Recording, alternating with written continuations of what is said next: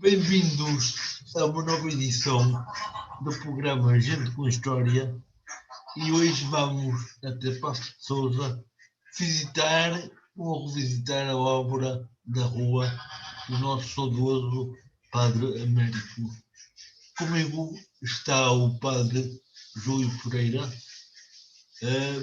que nos vai falar da obra, vai-nos falar um pouco do que tem sido o trajeto da obra do Pai Américo e também um bocadinho do Pai Américo. Boa noite, Padre Júlio. Obrigado por ter aceito o meu convite. Eu gostaria que se apresentasse um pouco para as pessoas poderem conhecer um pouco melhor também.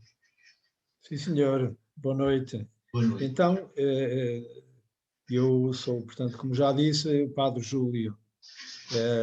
Sou padre há quase 28 anos e quando fui para o seminário com a intenção de ser ordenado padre, foi também com a intenção de vir trabalhar na obra do Pai Américo. Portanto, isso está logo na gênese da minha vocação, digamos também, porque no momento em que me decidi foi com esta intenção. Então, eu sou natural do Porto e quando se me pôs a questão da vocação, da minha vocação, eu trabalhava, portanto, tinha a minha profissão, tinha o meu emprego, mas deixei tudo isso para seguir o apelo e o desejo maior, que era, de facto, viver mais de perto a realidade da ligação a Deus, porque foi Ele que me chamou, foi com Ele que me encontrei, e depois na aplicação concreta na Terra, onde nós vivemos, a aplicação concreta dessa vocação. E por interposta pessoa, foi-me dito, porque não vais conhecer a casa do Padre Américo, a casa do Gaiato? Que na altura questionava-me como é que havia de, portanto, pôr em prática a minha vocação.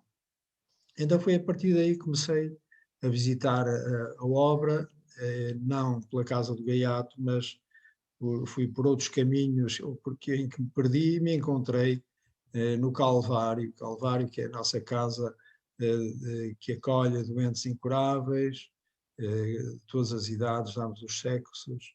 O Pai Américo foi a última inspiração de vida do Pai Américo, o seu canto de cisne, como lhe disseram a ele, e portanto, e que depois, após o seu falecimento, quase ainda não existia nada, na quinta onde foi construído o Calvário, foi o Padre Batista, ainda padre muito novinho, de 20 e poucos anos, que assumiu aquela casa em conjunto, portanto, por orientação de todos os padres da obra naquela altura. E pronto, foi aí que eu me encontrei e que me decidi. E é uma pergunta que, por acaso, o Padre Batista me pôs e que foi crucial, e que foi: e você o que é que quer ser? Você quer ser padre? Eu, na altura, trabalhava, como disse, e foi numa altura... Sim, já agora o que é que fazia, Padre Júlio? Portanto, eu estava numa fábrica onde trabalhava na produção da fábrica, era engenheiro técnico nessa fábrica. E o Padre Batista então perguntou: então, o que você quer? Quer ser padre? E eu acho que é isso que eu quero. Isto foi num fim de semana de Semana Santa, antes da Semana Santa. Como é que sentiu querer ser padre? Como é que sentiu essa vocação? Primeiro que tudo, foi o encontro com Deus. Portanto, esse encontro foi também assim ocasional. Eu, nessa altura, estava desempregado, numa dada altura, estava desempregado. A minha mãe, minha falecida mãe, pôs-me nas mãos um livro sobre Nossa Senhora, por acaso das aparições de Bedo Gorges, e eu fui lendo esse livro. E na leitura desse livro acendeu-se uma luz dentro de mim. Portanto, não sei dizer de outra forma, foi uma luz que me captou a atenção e que me criou o desejo de conhecer a Deus. Padre Júlio, bendito desemprego, então. Sim, isto foi antes, portanto, desta ida para o Calvário. Portanto, foi desemprego, como tudo na vida, pronto, as coisas Deus escolhe determinados momentos que ele acha mais oportunos.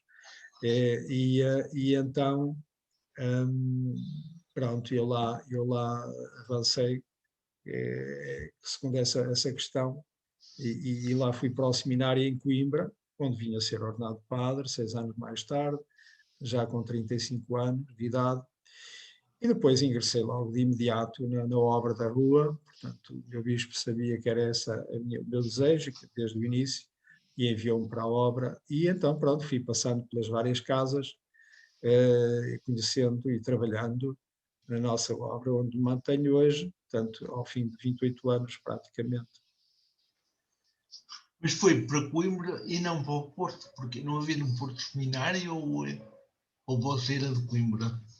Não, eu era natural do Porto e precisamente por viver no Porto até essa altura, tinha eu 30 anos, por viver no Porto, para me afastar um pouco mais do ambiente dos amigos, da família, tudo aquilo, para me libertar mais de tudo isso, é que eu preferi ir para Coimbra, para estar mais livre e dedicar-me sem grandes interferências à nova vida que me tinha abraçado. Mas Foi essa a razão. com tanta obra a fazer-se e por fazer, com tanta paróquia, com tantas necessidades de padres, logo abraçar a obra da rua é fascinante. Como é que você conheceu a obra, ficou fascinado pela obra? Isso foi assim também um toque divino. Portanto, o que é que acontece? Eu fui, como disse, comecei a ir ao Calvário, portanto, nossa casa de pessoas doentes, e cheguei a esta conclusão, bem, para fazer trabalhos, todo tipo de trabalhos, há muita gente, trabalhos profissionais, trabalhos, enfim, diversos, há muita gente a fazê-los. Mas este trabalho aqui, concretamente no Calvário, há muito pouca gente que se queira dedicar. Aliás, até havia pessoas que nem tinham coragem sequer para entrar nas instalações e visitar as pessoas que lá estavam. E, portanto, era um trabalho que não era apetecível para ninguém. E precisamente por isso é que eu desejei. Portanto, realmente está aqui. O outro trabalho qualquer um pode fazer, mas para este não há pessoas. Então eu venho para aqui. E foi por isso que eu optei pela obra. É um trabalho que faz de si uma pessoa realizada e feliz. Sim, portanto, a realização nunca está feita, acho eu. Portanto, nós vamos sempre caminhando e nunca estamos no mesmo lugar, isto é, o nosso íntimo, o nosso ser nunca é o mesmo, vai crescendo, vai evoluindo, vai tendo altos e baixos, vai tendo mais alegrias e tristezas, vai tendo de tudo um pouco, mas sempre a evoluir, penso eu, sempre a crescer para para quem nós vamos, portanto, para aquele que nos espera, portanto, para Deus. Portanto. E então, pronto, é esta mudança constante no nosso interior que nos vai aproximando dele. Quem nos está a ouvir está a perguntar-se, e eu também me estou a perguntar, o que é que faz um padre ainda jovem, digamos assim, porque a sua idade é uma idade relativamente jovem para quem é padre, olhando o panorama que temos na Igreja. O que é que faz um padre na obra do gaiato? O que é que faz? Na obra do gaiato. Sim. Além da Pronto. assistência espiritual, o que é que mais um padre pode fazer? Portanto, a assistência, digamos que o mais importante, obviamente, que é essa dita assistência espiritual, mas ela faz-se informalmente, como numa família. O modelo de vida da Casa do Gaiato é um modelo familiar portanto, nós havemos de viver dessa forma e havemos de cada vez ser mais família. Também não é fácil ser família, mas o objetivo, portanto, o modelo é esse. E então é nas coisas pequenas que se faz essa assistência espiritual. Não é formal, não é a determinadas horas e a determinados dias, é sempre, em qualquer momento é propício para a assistência material e a assistência espiritual. Portanto, para ser pai e para ser catequista, para ser evangelizador, portanto, todas as ocasiões são boas e, portanto, os rapazes, portanto, aqueles com quem vivemos, portanto, é aí que bebem, portanto, em qualquer momento, bebem aquilo que é realmente fundamental na vida, que é matar a sede de Deus, portanto, o encontro com Ele, ainda que não seja de uma forma muito consciente. Mas aqui entre aspas, mas realmente a pergunta faz sentido. Todos esses seus filhos, porque você é um padre com muitos filhos,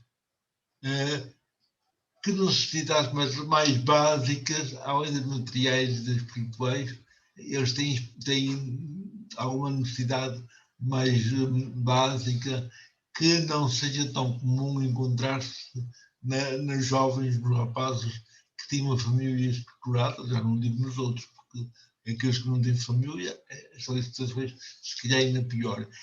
Os rapazes que vão parar, jovens ou crianças, chegam aí também sem família quase, ou pelo menos não a têm visivelmente. Eles chegam aí, o que é que eles encontram logo à chegada?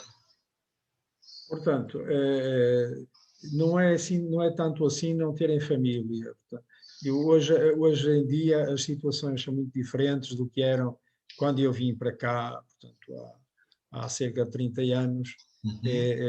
Agora as situações são bastante diferentes.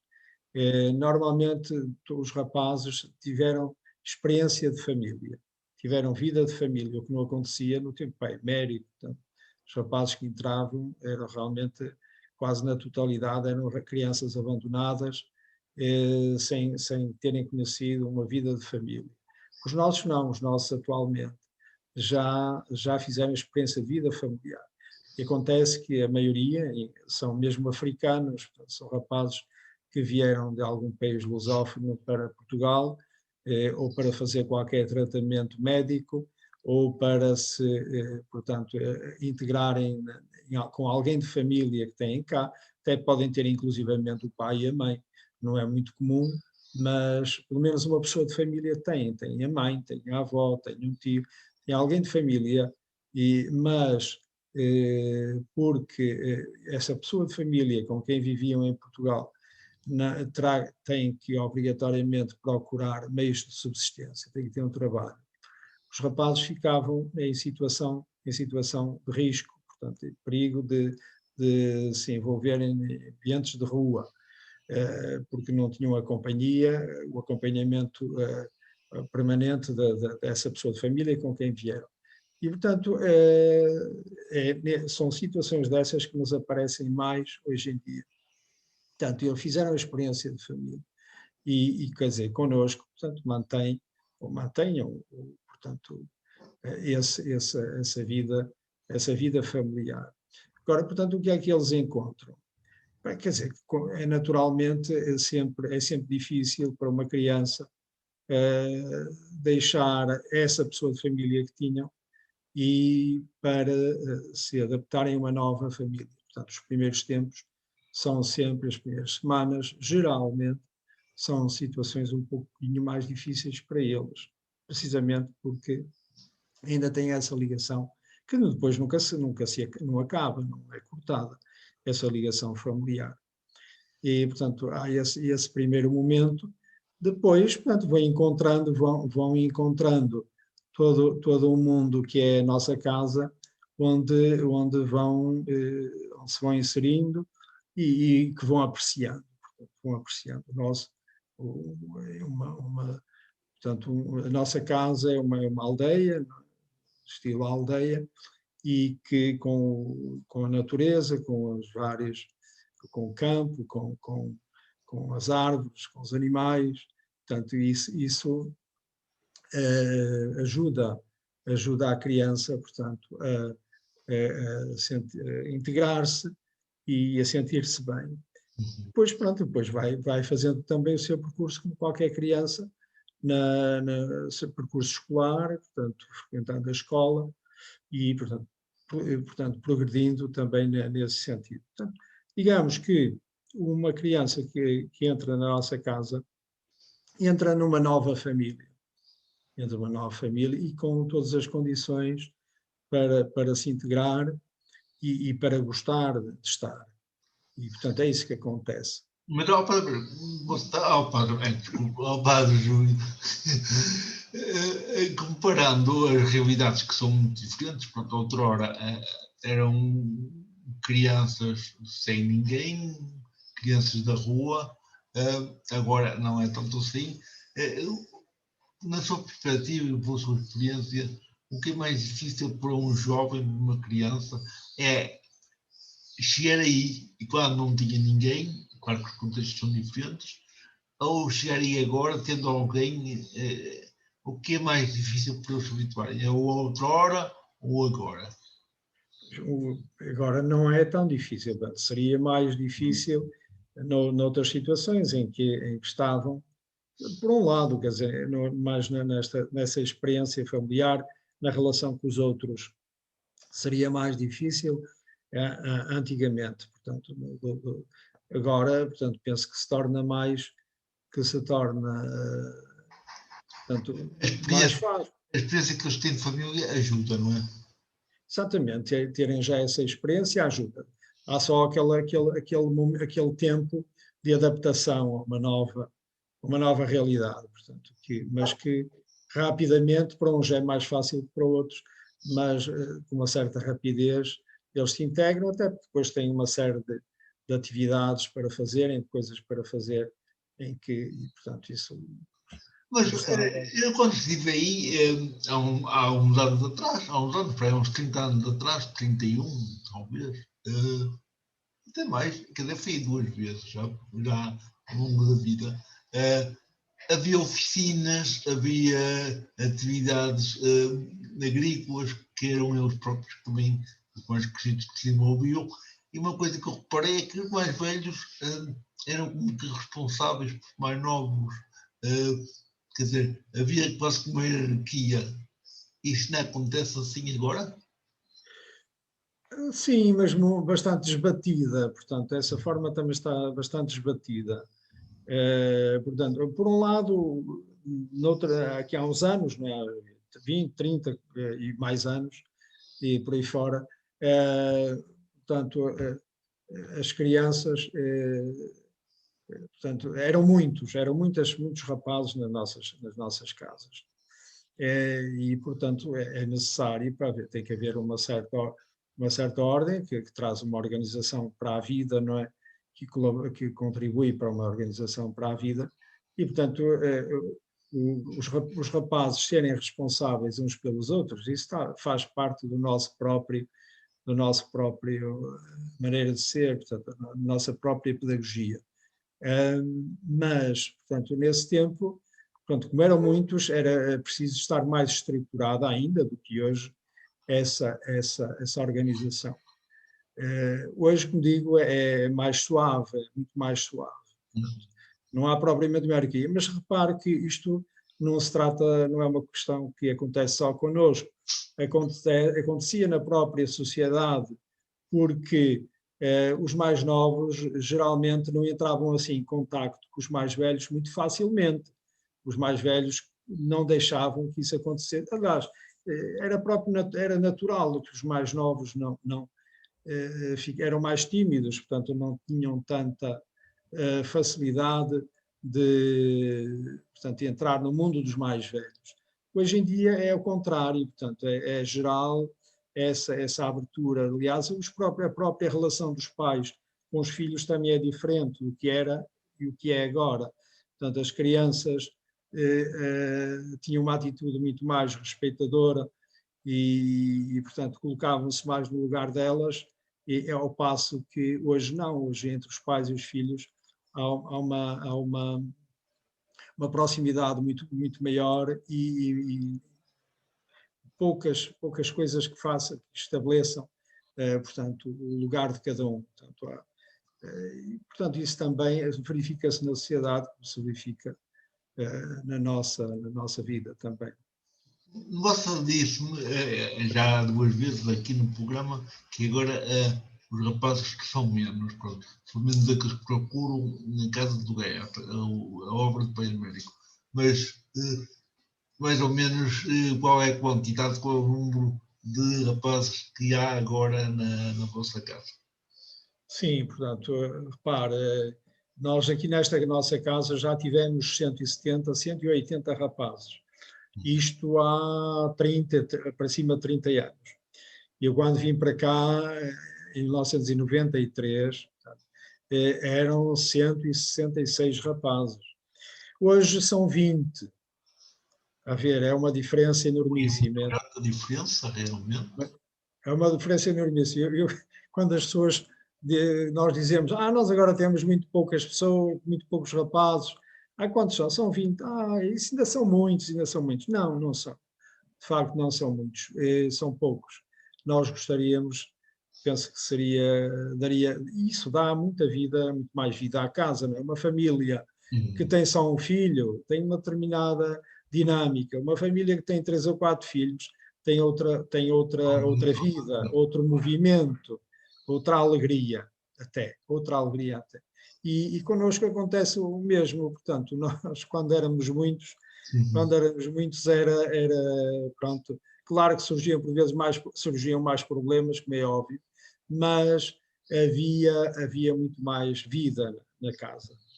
E de facto, hoje em dia, aí também nós estamos com uma sociedade que está sem crianças. Sim, sim. Toda a gente sabe É mais fruto disso, não é? Porque os exatamente. acontecem muito na mesma. É fruto disso, é fruto, portanto, da falta de crianças. Repare que mesmo as famílias pobres, que sempre foram aquelas que nós acolhemos, as famílias pobres tinham muitos filhos, não é? Assim, há umas dezenas de anos tinham muitos filhos. E hoje as famílias pobres também não têm filhos, não é possível. O gaiato é o reflexo disso mesmo. Mas, antigamente, fazendo a comparação com antigamente com agora, como é que vocês conseguem gerir uma casa, a sobreviver, com 20 rapazes, acarreta despesas, acarreta necessidades de apoios.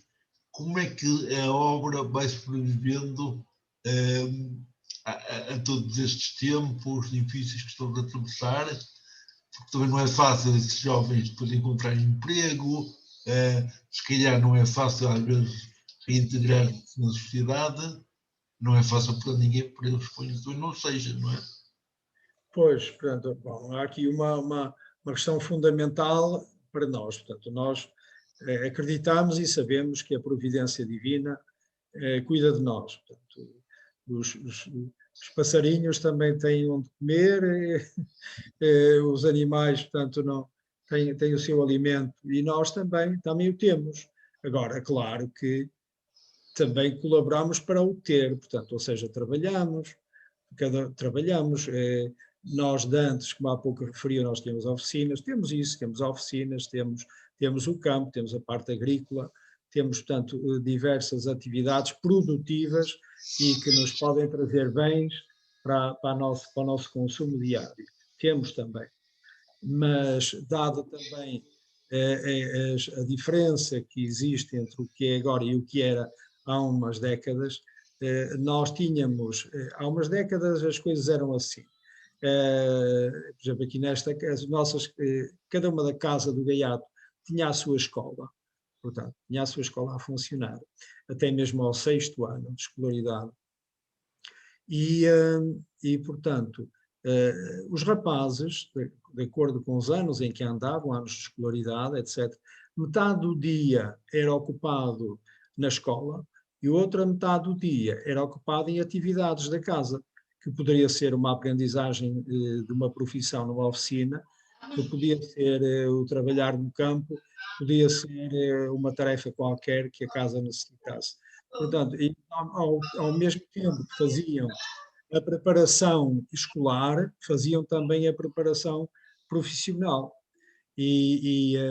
Portanto, dava tempo para isso. E então, podíamos alargar muito mais as nossas atividades produtivas para a casa dessa forma. Hoje em dia, não. Hoje em dia, os rapazes, como todas as crianças, têm a escola quase todos os dias, durante todo o dia, ou seja, há umas folgazinhas, uma manhã, uma tarde, mas é quase todo o tempo é ocupado na escola.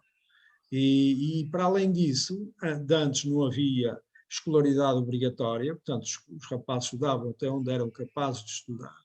Hoje em dia há escolaridade obrigatória até o 12º ano, quer dizer, um jovem, quer tenha qualidades intelectuais, quer não tenha menos, anda na escola até aos 18 anos ou mais. Portanto, e quando termina a sua aprendizagem, quando obtém o seu curso, não adquiriu tanto, como era antigamente, aquelas capacidades que eles antes adquiriam, que era uma aprendizagem profissional, simultânea, que era, portanto, uma vivência do dia a dia de uma forma muito mais enriquecedora.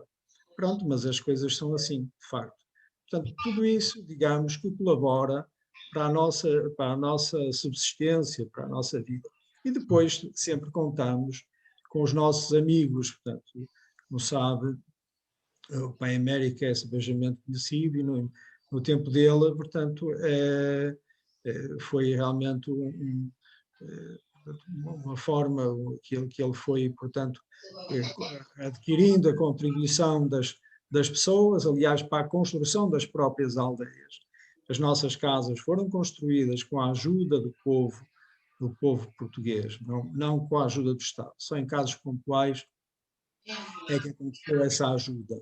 Mas, e na vivência do próprio, não só na construção das aldeias, mas também na vivência do dia a dia. Portanto, foi com colaboração, com a ajuda espontânea e gratuita e generosa do povo em Portugal, povo português. Portanto, mas o que está na base de tudo isto é a nossa confiança na providência divina e no nosso trabalho. Mas realmente vocês também têm muita gente a trabalhar convosco, voluntários, profissionais, há gente a trabalhar como voluntário e há gente a trabalhar como colaborador, a receber. Quais são o número de pessoas que normalmente colaboram convosco, quer voluntários, quer profissionais? Pois, portanto, o voluntariado não se enquadra muito na vivência de uma casa do gaiato. Porquê? Porque um dos nossos princípios é aquilo que o rapaz puder fazer, não deve vir ninguém de fora para o substituir. Exatamente. Portanto, é difícil enquadrar uma pessoa que vem para colaborar na vida do dia a dia, a não ser realmente outros trabalhos, digamos que mais domésticos, de senhoras, ou isso portanto, aí é mais fácil essa integração. Mas, portanto, os nossos colaboradores, os responsáveis pelas oficinas e pelo campo, são homens que foram gaiatos também. Então, ou seja, cresceram na nossa casa como rapazes, depois casaram, constituíram, portanto, família e ficaram a trabalhar connosco. Portanto, são assalariados, têm o seu ordenado, mas não têm um emprego fora, o trabalho deles é na nossa casa. Portanto, esses são os mais responsáveis, digamos, mestres de oficinas. Depois, também ainda temos outras pessoas naquelas atividades em que não há possibilidade que esses antigos gaiatos trabalhem. Portanto, temos algumas pessoas de fora que estão a trabalhar connosco e assalariados também.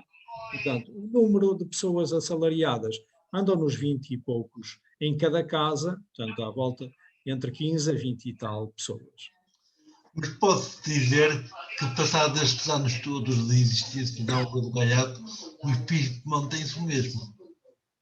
Sim, portanto, o espírito mantém-se, portanto, aquele espírito fundamental, portanto, que assenta em algumas bases, nomeadamente as que já fui falando, a questão de ser uma família, portanto, vivência em família, a questão de ser uma obra de rapazes, portanto, em que os rapazes, dentro das suas possibilidades, sem saírem prejudicados na sua preparação escolar, colaboram colaboram na vida da casa, portanto, a obra de rapazes para rapazes pelos rapazes, portanto, esse lema bem conhecido.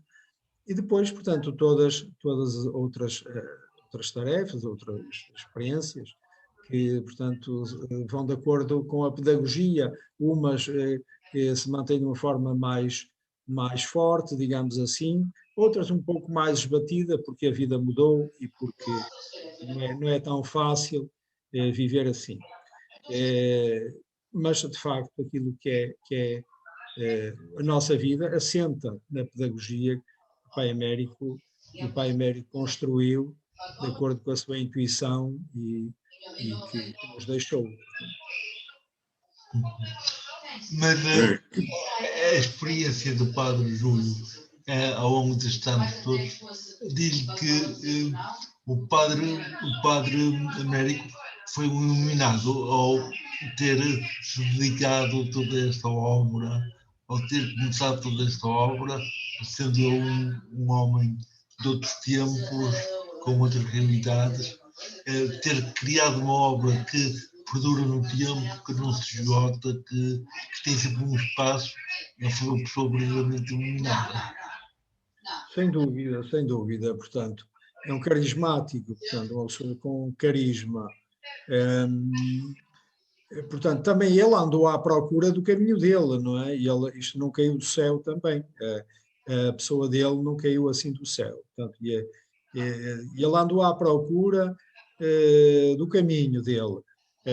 Tanto que foi franciscano em Espanha, e, portanto, ele com 36 anos deixou também o trabalho que fazia. Portanto, trabalhava na alfândega em Moçambique e despachante, e deixou tudo isso com 36 anos, com uma vida abastada, portanto, com muitos bens, porque ganhava bem, e uma vida, portanto, de viagens que fazia, etc, etc. Mas ele deixou tudo isso e foi precisamente também a uma iluminação que, neste caso, ele dizia que era uma martelada. Portanto, foi uma martelada que ele levou e que o levou a deixar tudo o que fazia e modificar a orientação da sua vida. E então foi primeiro para um convento de franciscanos em Tui, em Espanha, onde esteve 2 anos. Acharam que ele não tinha vocação para ser conventual, portanto, estar fechado no convento, porque ele gostava muito de sair para dar coisas aos pobres, gostava muito de cuidar dos frades mais velhinhos e doentes, e, portanto, acharam que ele não cumpria os requisitos para uma vida conventual. Então ele teve que sair e, regressado a Portugal, procurou entrar no seminário do Porto para ser padre, mas aí também não foi recebido. Portanto, o bispo da altura achou que ele já tinha muita idade, já ia com 38 anos, e disse: não, aqui não, já tivemos muitas experiências com pessoas mais velhas, com homens com mais idade, não recebeu. Então ele depois tentou Coimbra, e em Coimbra, sim, em Coimbra receberam. O bispo de Coimbra recebeu. Então é aí que ele, em 28 de julho de 1929, foi ordenado padre. E ele próprio se admirou de ter chegado a esse ponto, porque na assinatura do seu nome assinou Padre Américo e no fim pôs um ponto de exclamação. Portanto, ele próprio ficou admirado com o ponto a que tinha chegado. E, portanto, a vida dele foi sempre assim, não foi uma questão fácil. E depois, já mesmo no final do curso, ainda teve quase um esgotamento. Já com a idade que ele tinha, ter que estudar tudo aquilo, já foi um esforço muito grande que ele fez. Teve quase um esgotamento. E depois, e por causa desse esgotamento, desse cansaço, é que ele foi pedir ao bispo para o bispo deixar ir tomar conta da sopa dos pobres. O bispo de Coimbra, na altura, tinha criado a sopa dos pobres. Nós hoje vemos a sopa dos pobres para aquelas pessoas que estão em grandes dificuldades. E o pai emérito foi tomar conta da sopa dos pobres. E não só, porque a partir daí começou a sua visita aos pobres, às famílias, começou a levar-lhes as coisas, fez-se recoveiro dos pobres, levava aquilo que as pessoas necessitavam, estavam doentes, aí aos hospitais e às prisões, portanto, estar próximo dos pobres, lá está, portanto, toda aquela sequência de contratempos que ele teve na vida é que o levou ao encontro com o seu tempo, com o seu, portanto, a sua vocação, que é realmente estar próximo dos pobres. Portanto, repare, isto também não é assim uma iluminação como quem liga num interruptor e a lâmpada acende. Claro. Não é, portanto, há todo um processo, mas isto mais no sentido da vocação. Mas depois, portanto, ele era um homem com muita experiência de vida, até por causa daqueles anos em que trabalhou, até aos 36 anos, não é? Era um homem com muita experiência de vida e era um homem com uma certa cultura que lia, que acompanhava as ideias, etc., mais em voga no tempo. Portanto, isso deu-lhe uma bagagem, tudo isso deu-lhe uma bagagem muito grande para depois pôr em prática, quando fundou a primeira Casa do Gaiato, em Miranda do Corvo, Coimbra, 1940, tudo isso lhe deu bagagem para a forma de organizar a casa. Ele, quando foi fazer a Casa do Gaiato, ainda não sabia o que é que aquilo ia dar, não fazia ideia do que é que aquilo ia dar. Ele sabia que ia tirar da rua os farrapões da rua, que viviam na miséria, viviam sem ninguém, viviam abandonados pela família e pela sociedade. E ele sabia o que é que ia fazer. Agora, a forma como a casa se ia organizar, ele ainda não sabia. E depois isso foi descobrindo, foi aprendendo com os próprios rapazes o que é que era preciso fazer, que ele era um homem muito realista, muito prático também, e ajudado por outras pessoas, enfim, também tudo foi contribuindo para a organização da Casa do Gaiato e para criar um sistema próprio de vida, a pedagogia da obra, que se foi estruturando dessa forma e portanto, tudo isso fez dele, de facto, um expoente da pedagogia da época, como é dito pelas pessoas que fazem os seus estudos e são especialistas em pedagogia, portanto, e o dizem, portanto, que realmente é um expoente da sua época, e nós continuamos a achar perfeitamente válida e fundamental, portanto, todos aqueles pontos, uns mais que outros, obviamente, mas tudo importante para educar os rapazes, portanto, para criar os rapazes e que eles eduquem e, portanto, tenham interesse pela sua formação. Quantas casas existem do Padre Emérito? Ora, em Portugal, neste momento são 4, já foram 5. Temos a nossa Casa de Paço de Sousa, aqui, que é a sede da obra. Temos o Calvário, temos em Beira, Paredes. Temos a casa primeira, que foi a primeira, a Casa do Gaiato de Miranda do Corvo, distrito é 30 km de Coimbra.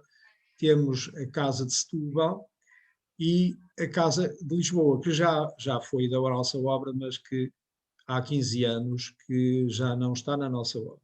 Precisamente por não termos, cada Casa do Gaiato deve ter, por princípio, um padre como responsável e como pai de família, mas a Casa de Lisboa, em dada altura, ficou sem padre e não conseguimos nenhum padre para tomar conta da casa. E então acabámos por entregar a casa ao Patriarcado de Lisboa, à Diocese de Lisboa, portanto, isto em 2006. Portanto, são 4 casas em Portugal.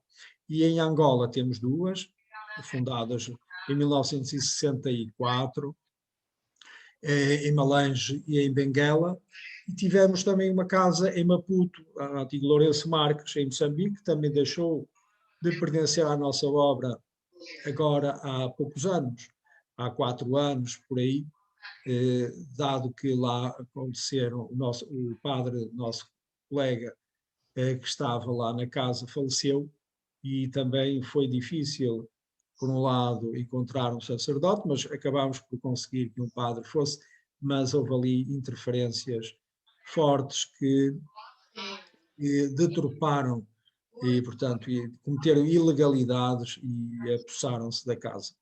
Portanto, tivemos que sair da casa porque, de facto, não havia condições para lá continuarmos. Portanto, neste momento são essas casas, são 6 casas.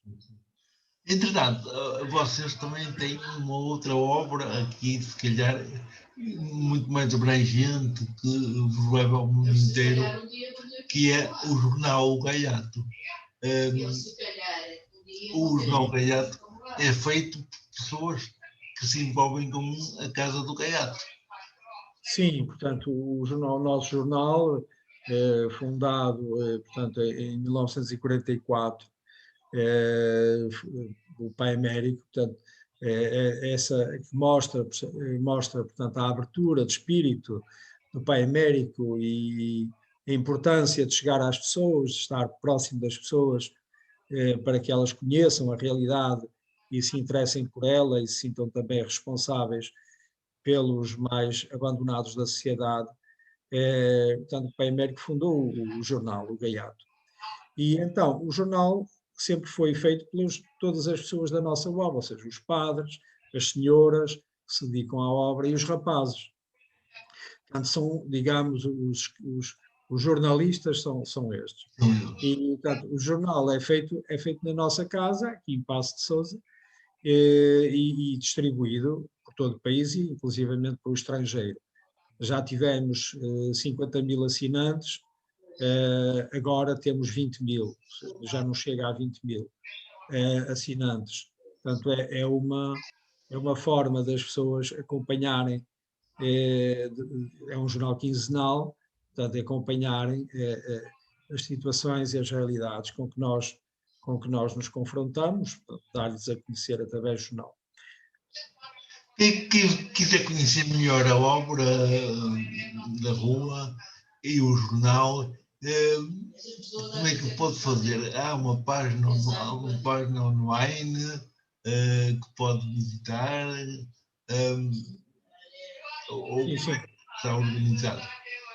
Portanto, as pessoas, em relação ao jornal e aos nossos livros, portanto, as pessoas podem se fazer assinantes, e nós enviamos o jornal pelo correio para cada assinante. Agora, dadas essas questões do uso digital, nós também temos o nosso site, não é? Já É agora, qual é o site? É www.obradarrua.pt. E, portanto, aí no site também, portanto, temos várias coisas sobre a nossa obra, inclusivamente fazemos uma versão do jornal do Gaiato em formato digital, não é simplesmente um jornal digitalizado, mas portanto, uma forma própria de apresentar o jornal, o Gaiato digital. E depois também temos todos os números do Gaiato, desde o primeiro até ao último que vai sempre crescendo, mas temos lá publicados também os nossos jornais, que as pessoas podem visitar sem qualquer compromisso. Em relação ao jornal O Gaiato Digital, é só uma questão também de se fazerem assinantes. Mas fazer assinante implica ter uma forma de poder chegar até vós. Tem lá referências por pagamento multibanco, tem que ter correio donativo. Como é que isto acontece? Pois, portanto, digamos, nós não fazemos preço à assinatura, nem aos nossos livros, não fazemos preço. Portanto, as pessoas, quando querem, simplesmente assinam e indicam-nos o seu nome e morada para nós podermos endereçar o jornal. E depois, como obviamente tudo tem as suas despesas, as pessoas podem colaborar quando entenderem e como entenderem, com aquilo que entenderem. Podem colaborar ou quando vêm às nossas casas ou através de uma transferência bancária, enfim, portanto, através de um vale postal. Portanto, é fácil fazer essa cooperação. Os meios são fáceis, agora o resto pode ser mais difícil. Mas, portanto, as pessoas podem colaborar como muito bem entenderem. Tem ideia de quantos assinantes neste momento o Gaiato tem? Portanto, é como eu digo, neste momento são 19 mil assinantes. Temos em vários países no estrangeiro, a maioria em Portugal, como é óbvio. Sim. Só existe a versão portuguesa. Sim, só em português, sim. Já não é pouco, já não é nada pouco. Eu sou um leitor do Gaiato e gosto imenso quando vejo alguns artigos partilhando experiências, quando até o próprio Padre Júnior escreve, é interessante ficarmos por dentro das vossas vivências e percebermos como é rico viver de uma forma tão carismática como é viver nas vossas casas. Ao Padre Júnior, se calhar haveria muito mais a dizer, eu não sei se ficou alguma coisa importante para partilhar, eu agora deixarei o tempo final para, no caso de haver alguma coisa que ficou por dizer, poder dizer, porque é óbvio que era a intenção de dizer-se tudo. Não sei se quer acrescentar alguma coisa que não tenha sido dito. Posso falar de mais um movimento criado na nossa obra, que é o Património dos Pobres.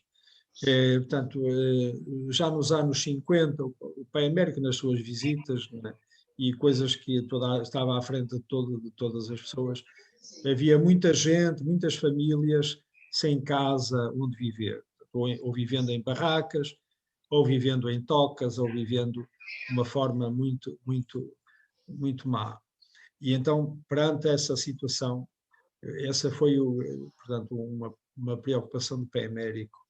Ele começou aqui a fazer, aqui em Paços de Sousa, fez aqui algumas casas para famílias pobres e depois, em 1951, numa altura, ou 52, numa altura em que foi a Fátima, o convidaram para participar numa peregrinação 13 de maio em Fátima, 1952, que foi convidado para fazer a homilia na missa.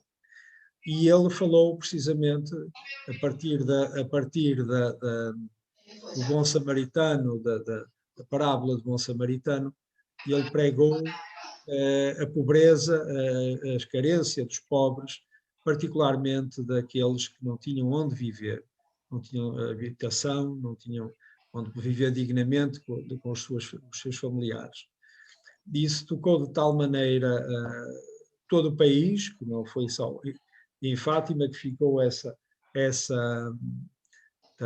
preocupação, mas foi por todo o país, de tal maneira que ele faleceu em 56, portanto foi em 52, digamos que em 4 anos construíram-se em Portugal mais de 3.500 casas para famílias pobres. Claro que, porquê? Porque depois havia os párocos nas suas terras que promoviam a construção de casas para os pobres da sua paróquia. Havia, portanto, todo este movimento permitiu construir todas estas casas. Ele próprio foi a Angola e a Moçambique pedir ajuda para a construção para casas. E então, já depois da sua morte, esse movimento dá a impressão que até ainda cresceu mais, porque já era grande o movimento, a obra já era grande, aquilo que se ia fazendo, e houve nas próprias empresas, os trabalhadores cotizavam-se para a construção de casas.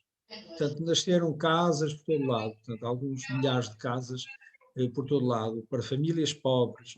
As pessoas não pagavam nada, porque não tinham nada, não tinham bens sequer, portanto, usufruíam da casa para viver, pronto, com um bocadinho de terreno junto da casa para fazer uma hortazinha, um jardim, portanto assim foi um grande movimento extraordinário que o pai Américo lançou, promoveu. Dizia ele que queria fazer uma coisa que se fosse herança dele para os pobres. E de facto foi. Essas casas estão espalhadas, estão à vista de todos, e a maior parte delas continuam a ser úteis para famílias que têm mais dificuldades. Pronto, portanto, era mais isso que Não é disso. queria. Eu agradeço imenso a sua disponibilidade, agradeço imenso a partilha que fez e que realmente, se calhar, muita gente já conhecia, mas muitas outras pessoas não estão a par. E é sempre bom ouvir-se e recordar-se de toda esta obra que já tem tantas décadas, mas que nunca é velha, nunca é desatualizada, antes pelo contrário, é sempre uma obra em renovação e sempre atual. Da minha parte, foi um prazer muito grande, foi um privilégio poder entrar outra vez nesse espírito através de si e, e dizer-lhe que qualquer coisa que tinha necessidade de trazer ao público acerca desta bonita obra da rua, nós estaremos aqui de braços abertos para divulgar, porque isto é gente com história e a gente com história faz das histórias de cada um e de todos. Padre Júlio, muito obrigado, um bem-aja e Muito continuo gosto. com essa alegria para louvar a obra do Padre Américo e engrandecer também o seu nome e realmente quem necessitar de ser acolhido, como é o caso dos que aí estão e dos que virão. Obrigado. Sim, senhor, com todo gosto, com todo gosto. Um abraço. Abraço, obrigado.